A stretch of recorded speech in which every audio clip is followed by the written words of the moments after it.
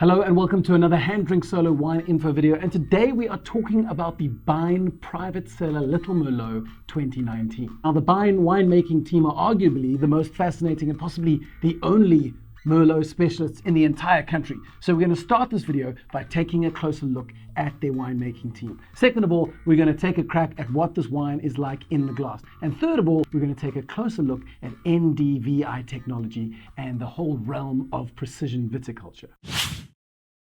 Bein is located right down on the southern end of the African continent in a region called Stellenbosch in the Poker Dry Hills ward. To get there, one needs to drive about 30 minutes east of Cape Town, and you'll find yourself in a neighborhood full of some fairly renowned wine names from Stellenbosch, like Reinicker, the biodynamic producers, or De Turin Private Cellar, or Saxonburg.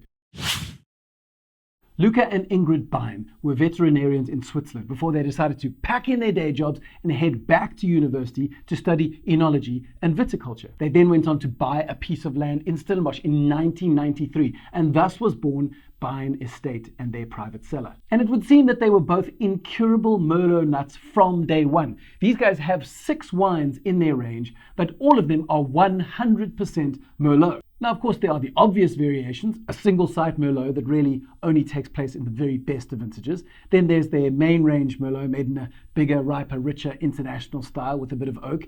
And there's even a Merlot rosé. But then there are some slightly more unusual variations. There's a Merlot MCC. There's an amarone-style Merlot called the Merlot Forte, made from partially dry grapes. And finally, there is a super light-footed, aromatic, lithe, lean expression almost in the zone of Cinsault and Pinot Noir, called the Little Merlot. And that's exactly what we're going to study today. And when we study this wine, we have to keep in mind all of the Bein Merlot variations. First of all, to remind us that there are very few people who have worked as broadly with Merlot as Ingrid and Luca Bein.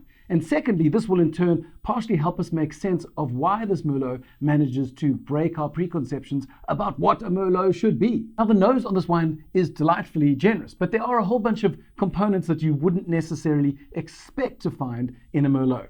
For example, there's a touch of rose petal in here, as well as a little bit of lavender, so quite a lot of floral. And then also a note of asparagus, which is something we can talk about later on. And of course, there are the more familiar elements as well. There's some red cherry, there's a touch of red plum, there's perhaps a little deeper kind of black currant note, and there's some sort of oaky nutmeg spice, which of course comes from the fact that this wine was matured in 3rd and 4th fill barrels. And you might say, but Han, 3rd and 4th fill, I thought these older barrels were supposed to be inert. And at first I'd say, well, not necessarily. There could still be some vanillins or lactones leaching out of a barrel even after its 3rd fill or its 4th fill. And the other thing to bear in mind is that this wine is made in a much lighter style. So the fruit is perhaps a little less concentrated than it would be in a big, rich icon style, which means the use of oak has to be reined in quite a bit in order to keep it in balance with the fruit. But it's when one takes a sip of the wine that really the difference starts to become apparent.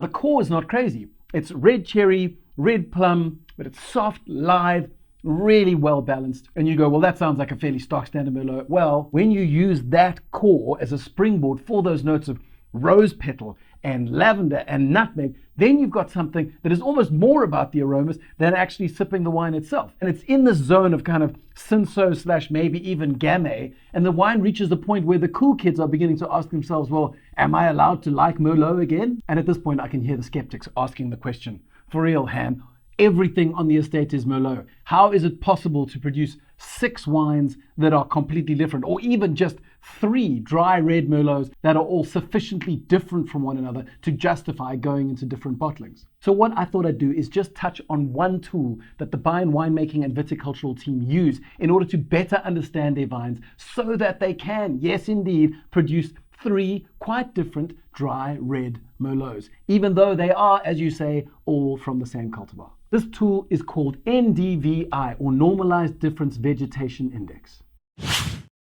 Put very simply, NDVI is used to interpret aerial photographs of entire vineyards. And what it can do is pick up different levels of vine vigor in particular vines or rows or patches. The cool thing about being able to detect differing levels of vine vigor using certain wavelengths is that you can make a whole bunch of really educated guesses about the health of a wine or the phenol content or even the pH based simply on the NDVI interpretation of this aerial photograph. So the Bein viticultural team will then look at these images and be able to tell exactly where there might be, for example, a patch of very low vigor vines that might produce really concentrated fruit that would be perfect for a big structured icon style Merlot.